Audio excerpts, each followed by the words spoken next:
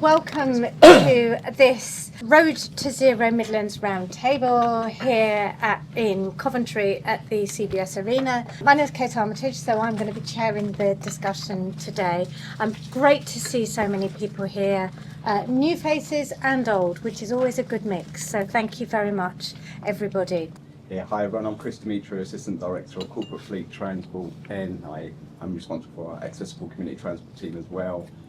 We've now got a fleet of around 567 vehicles, all shapes and sizes, like public yourselves, cars, vans, tippers, buses, refuse collection vehicles.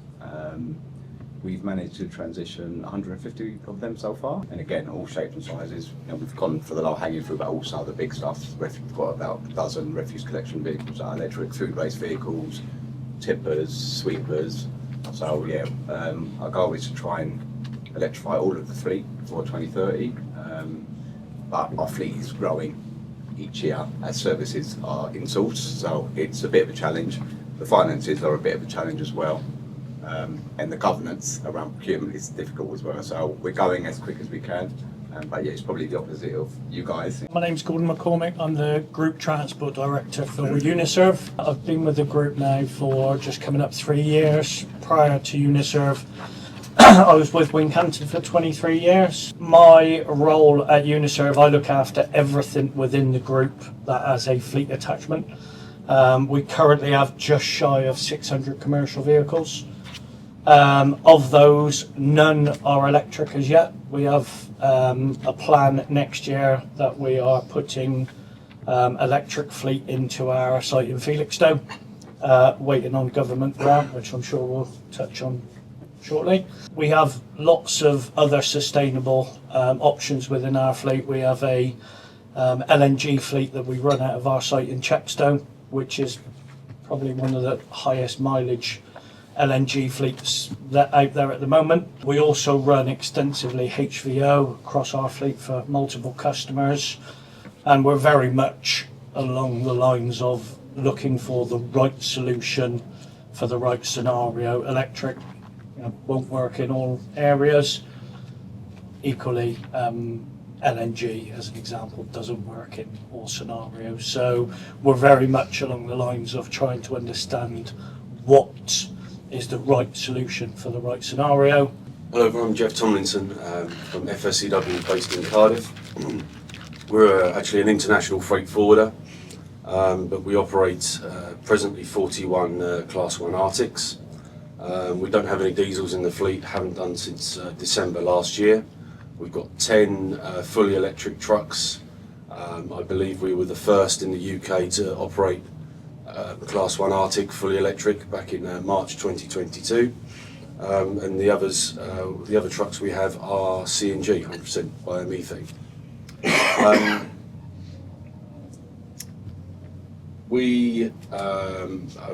It's probably fair to say have put all our cards on the table for, all our chips on the table, sorry, for electric. Having been using them now for 3 years, in fact actually the first DAF CF that I had to buy is paid off in March, so it shows you how long we've been on the journey. I think, yeah, certainly our chips are on the table for electric. I put my money where my mouth is. We're building a depot at the moment that will have up to 8 to 400 kilowatt charging points on it.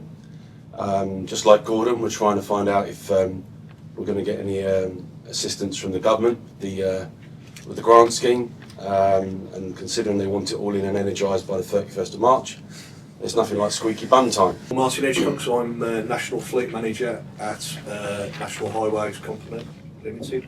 We're an arm's length management organisation of the Department for Transport, so we're sort of government, but we're not.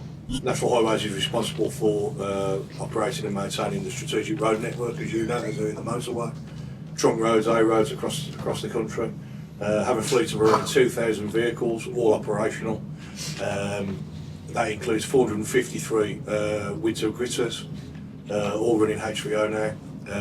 None of my car fleet are diesel. We've been transitioning the fleet to EV since 2019. I currently sit at 67% EV, 33% plug-in hybrid.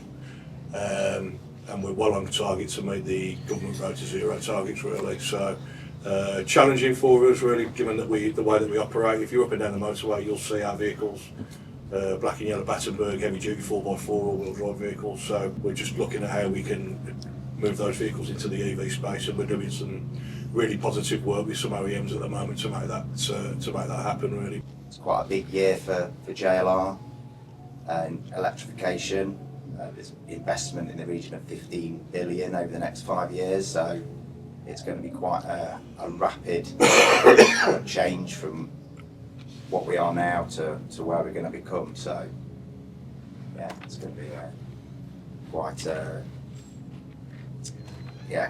journey from all the different brands, Range Rover to Jaguar. So I'm sure you've heard lots in the press about Jaguar and kind of the rebranding, but that's going to be a total electric product or electric business. So yeah, I'd say over the next 3 to 4 months you'll hear quite a lot about all the new products which are coming out specifically. Paul Herring, Sustainability Manager at DPD. In terms of fleet, we have around 200 company cars and a policy for a fully electric company car fleet. So we're in the process of vehicle replacement now, really working towards that number. 12,000 delivery vans, so light commercial vehicles in total. The vast majority of those are operated by owner-driver franchisees, so that relationship becomes a bit more complicated than a directly managed fleet.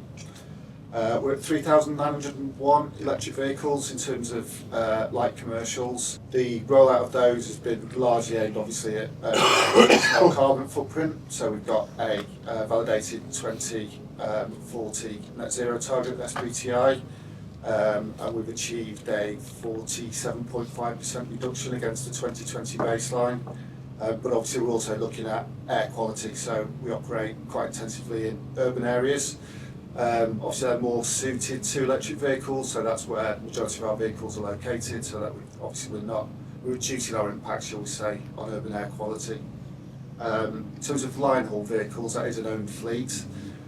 We are operating a small number of CNG, so we've got 10 Iveco CNG vehicles. The rest of the fleet is on HVO. My name's Paul Dawson from Athlon UK. We're a vehicle leasing company ultimately owned by Mercedes-Benz Agility Group. We operate just over 20,000 vehicles in the UK, across Europe, so we're present in a lot of European countries as well, so over 20 locations across mainland Europe as well, and we operate a fleet there of over 400,000 funded vehicles. So you may not have heard of us too much in the UK, but across Europe we're quite a player. In terms of fleets in the UK, so we help fleets with electrification journeys, looking at data ultimately, and then providing our recommendations and so forth. So even though we're owned by Mercedes-Benz AG, we are brand agnostic, so we can actually recommend any brand of vehicle to suit your requirements. We also, I suppose one of our USPs in the UK as well is that we operate international fleet agreements as well. So if you do have a presence, not just in the UK, also Europe, we can offer a umbrella agreement as well. So that's a real key thing for us. I'm Stuart, I'm from Royal Mail. So electrification journey wise, we're over 8,000 EVs now on the road. Just put our first 40-tonne trucks on as well, majority of which is electrified by our own infrastructure. So we've done about 200 installations now across our estate, a few more to do, because 8,000 might seem like a big number, but it's for us it's about 20% of our fleet now in terms of vans size, so still quite a big journey to go. Yeah, Gareth Jones, Speedy Hire, tool hire company. Our electrification journey now equates to, I think, about 320 again. A bit like Stuart, we've jumped into the HGV sector as well. As per previously, there's nowhere to park them, never mind the vans, to charge them, so they are charged at site. But we're now looking at different ways of how you can harness power, so we're actively fitting solar panels now on the top of all of our flat roof transit vans, panel vans, and drop side vans. Surprisingly, on an average, if we fit the solar panels onto a transit van, it saves upwards of about 280 quid a year on the engine idling just by the solar panel raising and lowering the tail lift. Gets about 20 sort of like ups and downs a day without draining any of the 12 volt or leaving it running. We're also fitting those onto our bigger vehicles as well, for the same thing, like the lights in the interior lights, LED lights, the tail lifts again. So it's about going the extra. Yeah, Rupert Cope. I am the Regional Principal Net Zero Project Officer for the Midlands Net Zero Hub. And not many people know what the Net Zero Hub is. There are 5 of us, Greater South East, South West, North East, North West and the Midlands. We're a central government funded organisation, and we sit at Nottingham City Council because that's just the way it was made back in, I think that was 8 or 9 years ago. I cover the Coventry and Warwickshire, formerly Let region, but that's my remit. We support various organisations from community groups. We've set up originally to support community groups with their carbon reduction projects.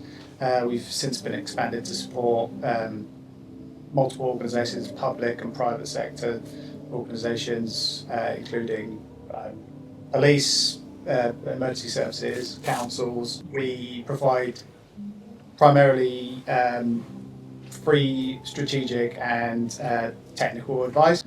A large competition we're doing is the blue light work, so we're supporting a number of different fleets, spanning from Worcestershire all the way over to Lincolnshire, so there's a lot of work being done on that, and that's pulling in a number of different officers, so there's 9 versions of myself across the regions, so we're all pulling together, working as one for that, and that's a significant one. That's Midlands wide, so they can vary a bit from just your singular council approach, which can have a few hundred vehicles or maybe even lease out, but to various different areas, public and private, but mostly working a lot with the public sector at the moment with their electrification projects. My name's Alan Davis, I'm the Managing Director at Electrosure. We're an electrical contractor, been around for 21 years now. In 2012 we decided to specialise in EV charging. We have since engaged in originally around, if anybody was in the industry when the Source East, Source London, Source West, Source South, the sort of government funds were originally around. That was when we kind of started dipping our toe in. Since then we've provided EV charging for some reasonably high profile customers. We did the import Eastern Seaboard charging for VW, so every VW group vehicle in the UK has been through our chargers to get whoever it is now, including mine. And we're currently rolling out and supporting the EV charging for National Grid, so all of their substations and corporate sites. We've got just over 2,000 sockets on the ground at the minute. As a kind of support network.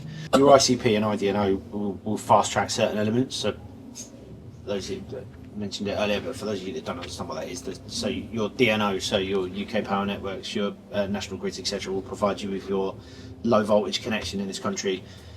You can essentially farm out or contract out the what are called the contestables part of that, so which isn't the actual connection onto the substation, it's the bits up to your utility, your substation on site or whatever else. The IDNO essentially will value your substation and essentially pay you for it, so you get an asset valuation, and it's something that we are seeing a lot of traction with, particularly where customers are using those chargers for certainly the public, certainly other depots, a lot of other commercial fleets as well, because where they're getting part of the cost back for the DNO connections, the substations, etc., they're able to offset that against the income for the units, and it significantly decreases those costs for the charges that are going in. So it's an interesting question because it's going back to the grid connection piece. We've been applying for new grid connections, and we're using an independent connection provider. an independent DNO, and that's actually been a really positive experience. Obviously, we've got 75 sites to electrify, so we're in a position whereby we can take power where it's available, prioritise those sites and put vehicles into those sites, and have a roadmap over the next 6 years to actually electrify all the sites. I think it's really important to right-size the connection, so we understand what our daily energy demand is. We know how many hours we've got to charge in, so we know what power we've got to deliver. You've got to match that to what the vehicles will take. And then when you look at it, obviously what that does then is optimise the cost of the infrastructure itself. And I think the important part then is to look at that cost expressed across the number of kilowatt hours you're going to use. For me, for the infrastructure itself, I'd say over a 20-year period, because it's a large investment, but you're not going to want to pay it back over 5 years and inflate your cost of energy now and then run for 15 years like your infrastructure costs. So you want to spread that over as long a period as possible and make sure you've got the right size grid connections so that your standing charges, etc., aren't inflated as well, which also feed into your cost of energy. Yeah, Chris Speakman, I'm the Environmental Manager at West Mercia Police. So West Mercia Police covers regions of Shropshire, Telford and Wrekin, Herefordshire and Worcestershire, so I think we're about the 4th largest geographical police force, but in terms of numbers of police staff, we're probably one of the small to medium sized ones as well, so we've got quite a big area to cover with a limited fleet. Our fleet is kind of just less than 800 vehicles. As you can imagine, it's anything from the response vehicles, armed response vehicles, down to kind of the small neighbourhood police cars and CID cars. As of this year, we now have 55 EV vehicles as part of that fleet. Up until this year, we had more EV charging infrastructure than actual vehicles. So this is just a case of legacy projects that have occurred over the last kind of 5 years. So we had a outsourced estates team about 5 years ago that had a bit of a play with EV. The estates team came in, they undertook a pilot scheme on sites as well. That's actually a closed protocol system, and then we've had a new build where the planning conditions have basically stated you need to have X number of charges. So we've kind of got this mixed mash of EV charging infrastructure that we're trying to integrate and making sure it's humming, that it's all working effectively. But I think one of the biggest challenges that's kind of moving up the agenda at the moment is the financial benefits and the environmental benefits kind of moving down the list, and it's the actual operational risk now from 2028 to 2030. Will we actually get hold of some of these ICE vehicles now that we use for patrol cars? So that's become quite a significant risk from a national perspective in the police arena now. So we've basically just put a paper in to accelerate our journey. And as long as we can get our existing infrastructure and EVs kind of working effectively, hopefully we can start to go out to procure next year to start to really fast track our EV rollout where we can. So we had roughly 35 charging points with about 20 EVs. So what we've been looking to do is let's really maximise what we've got. So we've kind of got these 3 different charging systems. We've now purchased another 35 vehicles to really start stress testing some of this infrastructure. But then we've got all these different RFID cards or fobs, you can't get access, so we're looking at back office systems. How can we talk to all of them? Well, we've got closed protocol system here, we've got open ones here, we've got a system that isn't maintained there, where we've got reliability issues. So we've got all these historical legacy issues that we're just trying to knit together at the moment. I mentioned earlier the work we're doing with National Grid. When we started with them, they had 119 chargers spread about all over their substations on various different systems and all sorts of bits and pieces. And part of our first job really was to assess that they were safe for continued use and then adopt them. My word, not theirs, but essentially to bring them into our system and treat them as our own. So while we can't honour like warranties and things like that, we essentially could bring them in, maintain them, support them, etc., until an agreed point where their lifespan had ended. I think for us, because we started our journey such a long time ago, about 20 years ago, literally, with the slow hanging fruit of a few vehicles, we really went to that next level in 2019. So I was saying to Rupert earlier that the infrastructure we had at the depot was very limited. So we were, I think we had half a dozen relatively mid-sized electric vehicles in the depot, and we just completely run out of juice. So £1.5 million later, we built a new high voltage substation. But we were really fortunate because we did that 6-7 years ago. So we got that £1.5 million funding through the GLA. Well, ultimately that paid for the substation, that paid for a lot of the DC charges we've got. So now we've got that 3.5 megawatts of power.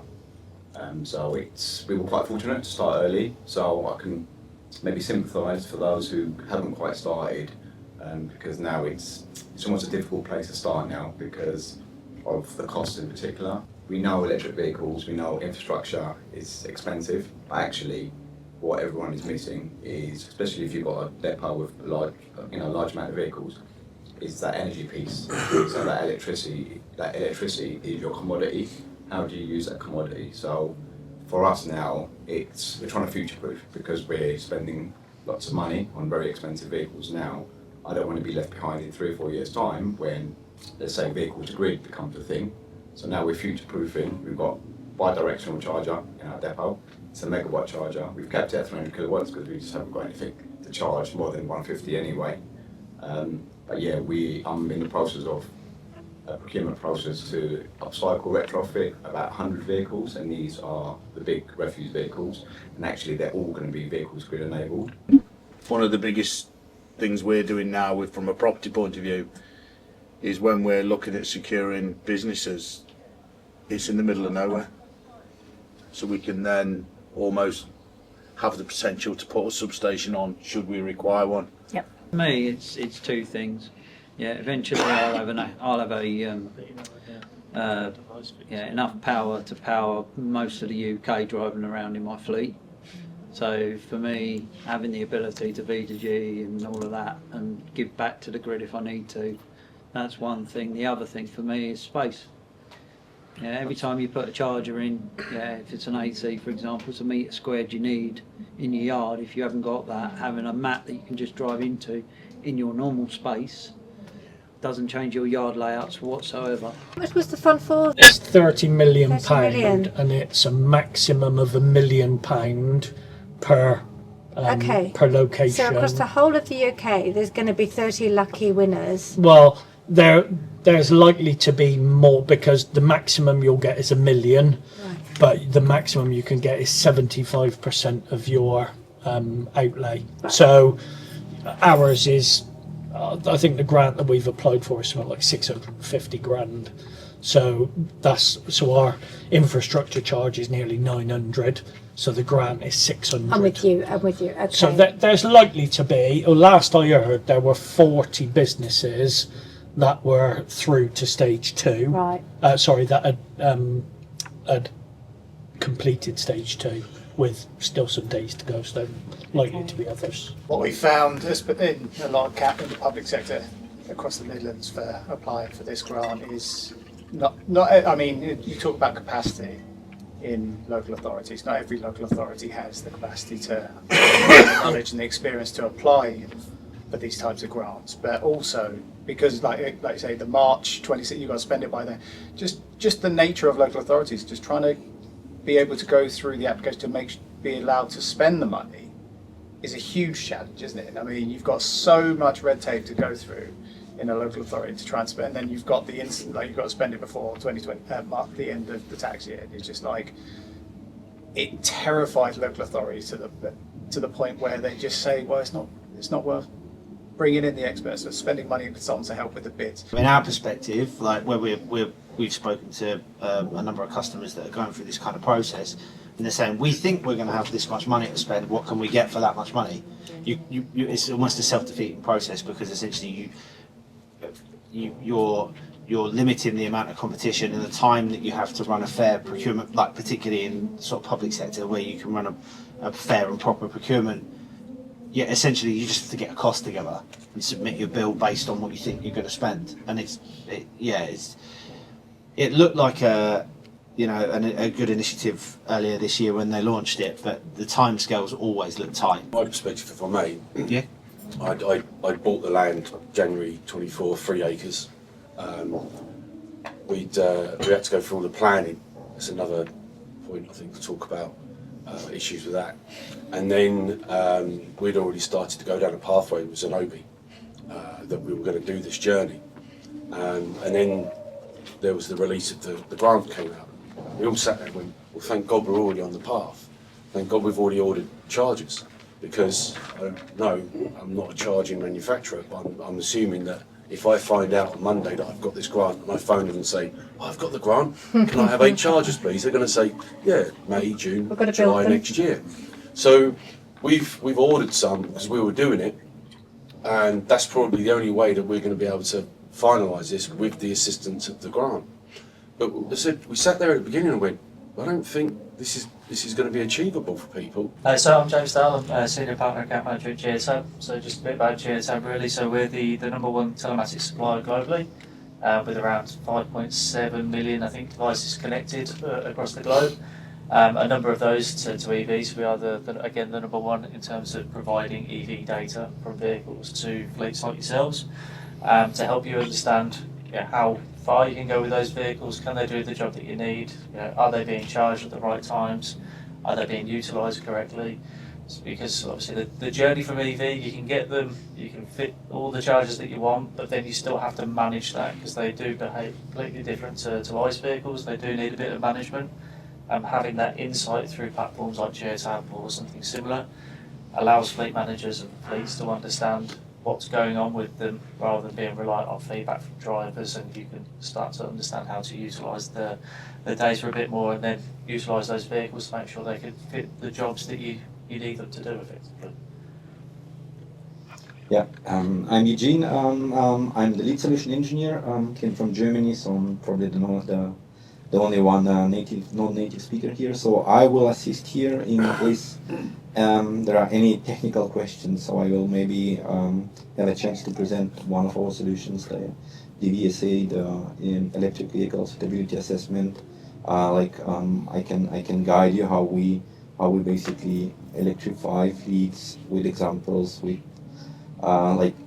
provide you some insights, show you some data, and then speak about like technical aspects. In terms of, obviously, everyone seems to have the same challenge, which is expensive with EV fleets.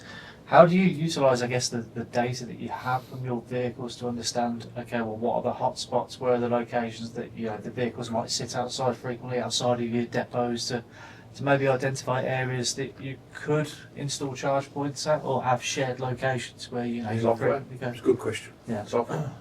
We do it through our telematics, obviously.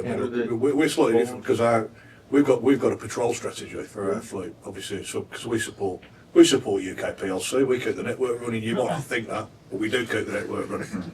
About a mile a minute, really, and that's what we're required to do through by government. But our patrol strategies change depending on customer needs. So sometimes that's really challenging to identify a hotspot. But the usual hotspots are around the major conurbations, or around the Birmingham box, M25, Manchester box. That's where we predominantly see the majority of our activity, and we work out from there really. But you look at emergency services, they're in the same position, and they'll have those same challenges in those locations. And it's I think that I haven't got the answer. I'm a simple soul, and I'm a operational fleet manager. But what I would say is, if somebody there's obviously conversations going on already within this area around blue light. Yeah. We need to extend the scope and cast the net a little bit wider to bring other people into the conversation, so that we have a shared understanding of our challenges, where our hotspots are, how it's impacted, how we use the data to inform that really, because I think there's an opportunity to work much leaner than we are in the public sector, number one. We provide primarily free strategic and technical advice, although I feel a bit of an imposter with the amount of people around the room in terms of the technical side. We work on various range of projects, coming from just your basic rooftop solar to mine water energy projects and things like that. So, I helped launch the first electrification of depots project a couple of years ago across the Midlands. We've since launched a second. I think Warwick District have been successful in that.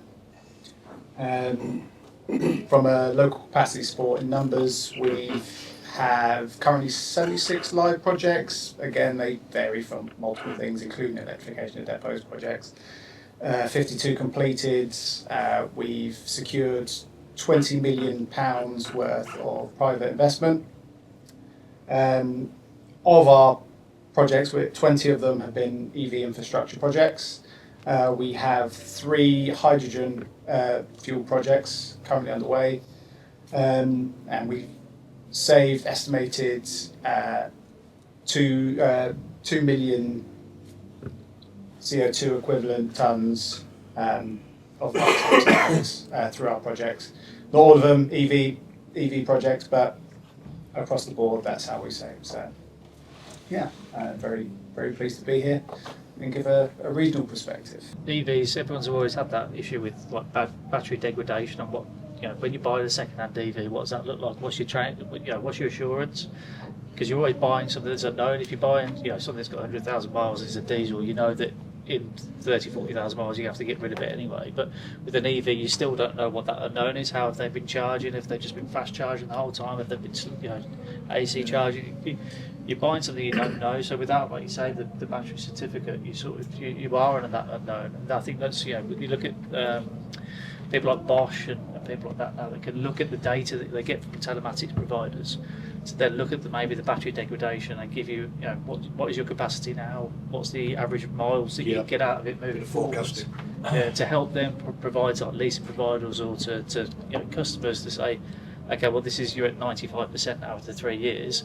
So then you can give someone you know, that certificate, but then also look at the residual value and what does that mean in terms of, you know, the price point for that particular vehicle. You know, the battery degradation is nowhere near the problem that a lot of people think that it is. If you base it against a diesel engine or a petrol engine, you know, they're far better when it comes to maintenance, all of those kind of things. Take the government price per kilometre or price per mile. You could wrap all that into a package and say, actually, we'll just go and sell it to a consumer or the general public. They're not then taking the risk of having all of these, you know, concerns and worries. They're just going to pay on a per mile basis. And I've got in my mind, Martin, you've just bought 30 Teslas knowing that they're going to do 300,000 miles in 2 years. You're not worried about battery degradation, so I don't know why anyone else is. We carry a lot of equipment. We carry 440 kilograms of equipment in that car. Yeah. To 2 traffic officers as well on a daily basis. Yeah. But it's a great case study. You know, I want to hear more about that from you. Because we undertook extensive testing. We tested for 12 months before we purchased. So there's some really good data there. Yeah. And if I may, I've got the first electric truck that's fully paid for in March. Exactly. Yeah. And I'm like, all right, what do we do? And talking to my account, my FD, it's like, well, what value do we put on it? Most people are talking to us about the batteries. Forget the truck. What we're going to do with the batteries, and the point being here is I'm saying, well, let's just run it. On average, all the OEMs are providing data from a B2C segment, so they're not B2B oriented yet. No, and then when it comes to the EV vehicles, the only thing that they deliver is like a state of charge, which is quite okay. I mean, you can always take your app and then see, okay, my car is like a 25% state of charge, but when it comes to a data, now okay, what is my consumption rate? Now how do I need to charge? Where did I charge? Or now when it comes to the residual value of the vehicle, now it's useful to have a statistic. For example, your charging distribution, like 80% AC, 20 DC, or maybe vice versa. Then of course your car is losing money. No? So basically you're having such a big battery degradation, and that's it's quite tricky with the OEM data. And that's why we always propose our own solution, of course. Now the data is very granular, and then you do have like all the data points. We do have different AI instruments right now, where they help you to estimate the value of the car. And we help to electrify current fleets. So basically, all we need is like a position data. So you don't need to have to be a customer of Geotab. At a certain point of time, you can come to us. We have a special department, and then you just provide us with the location data. And then what we do in the background is basically we check your driving behavior. I think all sort of regardless of what the mechanism looks like, if indeed it is workable and if indeed it does come to fruition, then so for me personally, I do 95% of my charging at home. It's likely to cost me £250. I save £1,000 all in, so I'm still sort of quids in. I'm still saving money, but it's for the people who don't have access to off-street charging, where it's already more, you know, it's already challenging. So it's, I You've just think, alienated it's it. alienating Yeah. a whole other tranche of people and making it Yeah. fundamentally unfair and Yeah. even more inaccessible. I think the announcement last week maybe a little bit too soon. I think the momentum has been so good on EV take up for the last couple of years. Thereabout. This is no stall, delay that transition.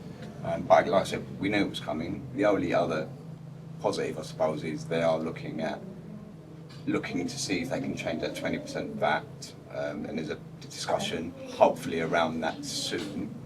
Let's see. And cross-channel pavement is hopefully might become a little bit easier. So hopefully more people can charge at home. Like Jill said, where that TCO element is still much better than it is buying a fossil vehicle if you charge at home. We've also started a trial with the local Met Police with their vehicles, so they come to us because they haven't got the money to install chargers at sort of Toll Puddle Street and a couple other sites. So they come to us, they charge at our depot, and we're not charging them sort of service station type fees. So we're trying to help others as well. So again, that's another way you can use your infrastructure by allowing others to use it at a small price as well. So the thing that I really like with what Chris is saying there, I think the more people that take Chris's approach and do where actually they're going to share an infrastructure but at an affordable price is what's going to drive this forward. Now there are businesses out there now that are part of like Z-Hid that put charging infrastructure, have got charging infrastructure in, but because they're a commercial business and part of the requirement is that they must share that charging infrastructure, the bit that wasn't captured was at what price they have to charge it out to other providers. So there's at least one business that I know of that have just, yes, they have to for the grant application and for the grant funding, they had to share the charging infrastructure, but they're charging it out at over 50p a kilowatt. Well, for a commercial vehicle, there's nowhere in a million years that you're going to make that stack up financially if you're charging it 50p a kilowatt. And that's partly why we're doing it as well, Kate, because we haven't got resilience. If the power goes out in our depot, how do I get a 26-ton electric refuse collection vehicle charge? So if I can offer up our depot to others, especially commercial organisations, hopefully they can do the same to me, because I really haven't got that plan B for the bigger vehicles, and we're still struggling with that because our neighbouring local authorities are not moving very quickly in terms of what we're doing. Yeah, I'm trying to get agreements with sort of bus companies who've got that infrastructure set up as well in case of an emergency, and we're trying to do it through an app, an AFP approved app as well. Yeah, definitely, like Gordon said, that infrastructure sharing piece is, I think, really, really important now, and it'll be for the next maybe few years. So it's a company called Varta, so that's our AFP, so me and Martin are the directors of the AFP, so they're the approved partners. So we are about to kick off a trial with them to expand that little bit unsophisticated trial we've got with the local Met Police because of issues with cybersecurity and firewalls. Officers can't use their phones to access any non-police, approved apps. So we've been doing it in a bit of the old-fashioned way. So we've given each police car a RFID fob. They just come in, got ANPR at our gates. That comes up. They just drive into DC charger, tap, and off they go. But what we'd like to do is make it a bit more slick with this Avata app-based system, just so if we expand it, people can book their slots in. It can just be a little bit more, just better organised. We can recharge a little bit easier as well, directly through the phone. So there's advantages of doing it, but yeah, a lot of the blue light services do have this issue about security and firewall, so we need to get around that. But yeah, we are speaking to Ollie, DPD, Stuart as well. So yeah, if we can offer up our base to the Royal Mail, DPD and other commercial organisations, great. It's a good story, but importantly for the blue light services, that'll help them along. So that's why we're doing it ultimately. So just a couple of questions around charger sharing. So if you open up your chargers to another fleet, are you still subject to public charge point regulations? So that's one question. And also, and I know that community charge sharing has come across this challenge, the complexity around insurance and liability if something goes wrong. So yeah, just those two kind of thoughts from me really. Good question. First question, Jill. I need to check that because we're not quite sure. In terms of that insurance-based risk, we're a private depot, so we won't open to the public per se. But yeah, we've covered that aspect in terms of public liability insurance. So yes, but hoping nothing goes wrong. But yeah. For now. Watch your space. But now we mentioned it, you watch. No. The reality is, for public sector, we are different. Yeah, and the reason we're different, I'm looking at Chris here, and they'll understand, because a lot of us use emergency service and government radio networks, airwave. We are, as a public sector, we are paranoid around cyber security and challenges around shared networks, really. So that is something that I'm quite passionate about, really. And really, I'm interested to see what Rupert said earlier, really. Rupert, I'd urge you to cast your net a little bit wider than just blue light, into amber light as well, and second responders. Yeah. There's a lot of organisations out there, such as us, such as DEFRA, Environment Agency, that would all benefit from shared charging networks that use emergency networks and communications systems the same as police, AMBO and fire. And I think there's a real opportunity for some shared charging with the correct systems and safety controls in place to support everybody. It's a big piece of work, but if somebody can get hold of that and find a workable solution, I think we could be onto something that's really positive to support what are first responders and second responders. That, not to sound dramatic, but we support the country, keep the country moving in effect. So there are. Martin, but I'm going to go one step further and say it's essential. It's not just important. Absolutely. Because I've seen 15 years, most fleets now have some EVs. Most businesses. There are very few that you come across that say, I've got nothing. SMEs maybe is a bit different, but reasonably, medium-sized companies, they've got something. And a lot of companies have got to 10, 20, 30% electrification, 40% electrification. And it's getting harder and harder and harder. And so you have to have that shared infrastructure, particularly for commercial fleets, particularly for vans, and most essentially for trucks, I think, and blue light. Because apart from anything else, we're going to end up over-specifying the infrastructure that we need, and we're going to end up over-specifying the grid connections that we need, because we're not using what we have got in the ground to its full potential. So I think it's absolutely essential to say we've got to get more out of what we've got. It's not just about building more stuff. I think some of the experiences around shared charging for us is not around the charging, the billing, the invoicing, the data. It's around the health and safety department, about what PPE wear on your site. Don't laugh, because it drives me up the Swanee. Can you imagine? I need a bump cap for yours, but I don't for yours. I need a hard hat for yours, because a bump cap on yours is not fit enough for yours, and then I need an orange IBIS or a green one or a yellow one or a pink one, or I need to be a first aider if I'm on my own, and then I need to tell you that I'm lone working if I'm charging on your site on my own. Health and safety is killing the sharing of charging. I'd like to just, if we're closing soon, just say on the back of that, children. I started this journey because in 2018, Welsh newspaper at the front said Cardiff, fourth most polluted city in the UK, and it listed 4 schools that were on one of the main arteries in and out of Cardiff, and the fact that the children there were going to be getting poorly based on the pollution from that road, and we were using it day and night, 24/7. And I had a 2 and a 3-year-old at the time, and seriously had to look at myself and say, am I willing to continue to do that? Good on you, mate. And that's why I hear our journey.